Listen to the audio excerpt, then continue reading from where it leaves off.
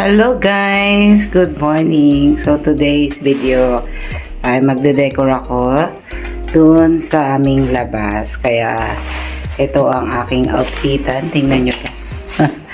Ayan. Pakita ko sa inyo ang aking outfit for today's video. Ayan. Wala lang. Tingnan nyo lang dun.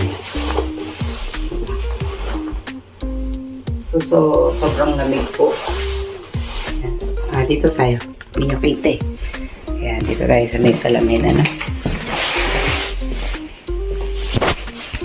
Ayan. So, ayan po yung aking outfit. Aking kapal na suot. Ano? Kapal. Kapal yan. Tapos may full over pa ako sa loob. Ayan. So, magpiprepare ako ng aking mga gagamitin. Papakita ko na lang sa inyo sa susunod yung aking ginawang decor dito sa aming bahay. So, ito nga pala yung mga gamit ko na pang decor. Ayan. Yung iba ay nailagay ko na ano. Pero, dun tayo sa labas gagawa ng decor. Ano? Teka, ibaba ko muna kayo guys. Ayan guys, sana narinig nyo ako guys at nag-microphone na ako para dinig nyo. So, punta tayo dito sa kukuhanin ko nga muna yung aking gamit guys. Bigat kasi nito guys eh. Ayan, dito ako muna kayo ilagay.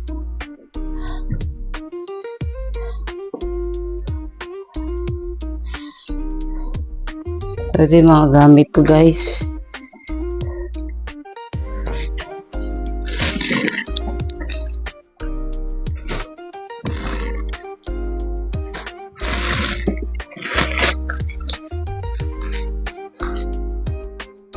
Lalagay tayo ng ilaw.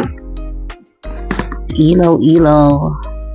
Dali ko na to sa labas para hindi na ako mag-ano.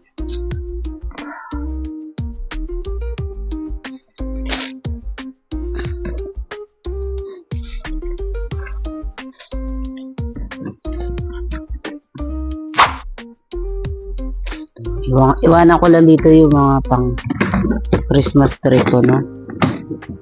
Ito, dalhin ko muna to para isang pitpitan. Ayan, so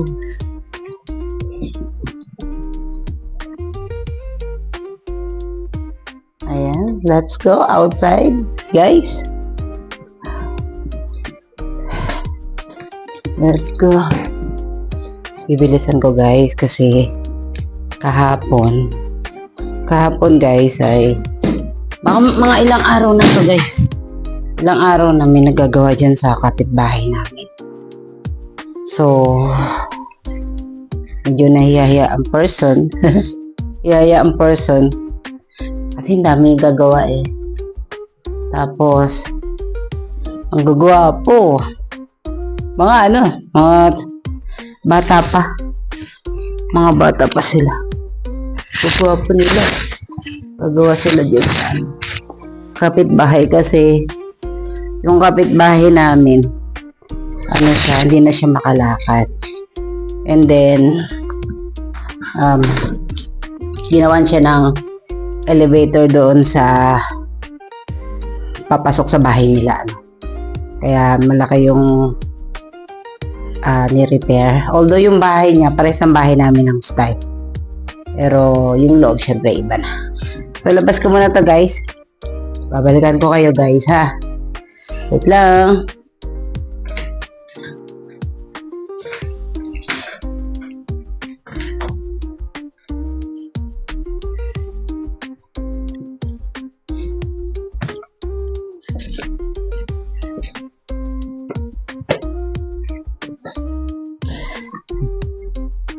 Walang tao sa labas guys. Tara na. At kailangan ko mag-gloves kasi magiging frozen yung aking kamay. At so gagamitin ko to para natatouch ko pa rin yung screen ng aking cellphone.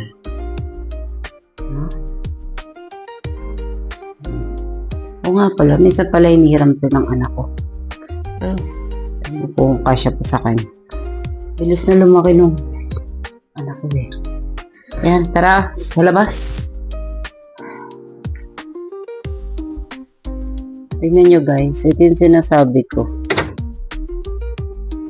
So, ayan na guys, yung aming kapitbahay. Yung sinasabi ko sa inyo na nire-repair dyan sa labas ng bahay niya. Hanggang dun sa loob, tsaka dun sa may garden niya. Naglalagay dyan ng sakayan, elevator nga, para pag naka-wheelchair siya, yung automatic siyang aangat. Yun, ganun. So, ayan, mag-start na tayo. Ito na yung aking mga gagamitin. Ayan guys, so itong bahay na to, itong bahay ng anak ko, dyan tayo mag-decorate, At kailangan ko ibaba kayo guys. At para makita nyo ako. Yung hirap na walang videographer. No? Ayan. Ayan, dyan lang kayo guys. At madidinig nyo naman ako. Naka-mic naman tayo guys. Nandito kasi sa loob yung electric, yung naka-salpakan. Hi! Nick-Nick! What's back so, Nick-Nick? Ganda na nung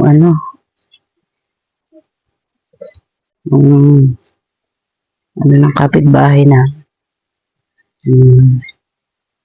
Nice.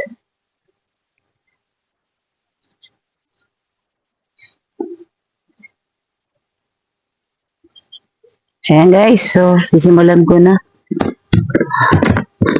Bilis ng oras.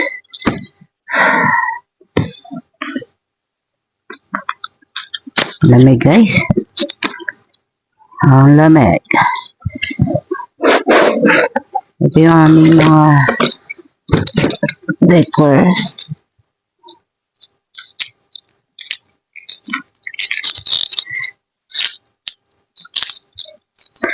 Ayan, yun siya.